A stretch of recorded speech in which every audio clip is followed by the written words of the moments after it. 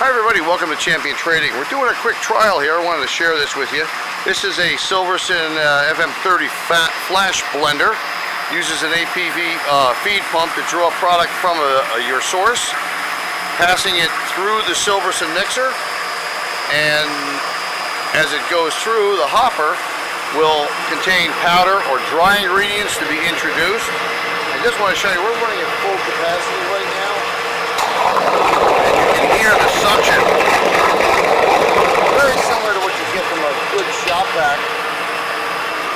The unit's been reconditioned, operating through two washdown duty weight controllers for variable speed on both the drives. The pumps is a 10 horsepower APV and of course 10 horsepower on the Silverson as well. We're using a small feed tank. Supply flow. We're not getting our cameras flat.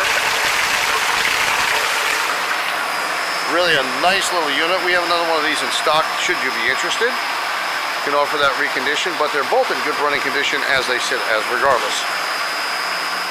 We hope you'll visit our website at www.champtrading.com, and we look forward to hearing from you. Thanks for joining us for this video today.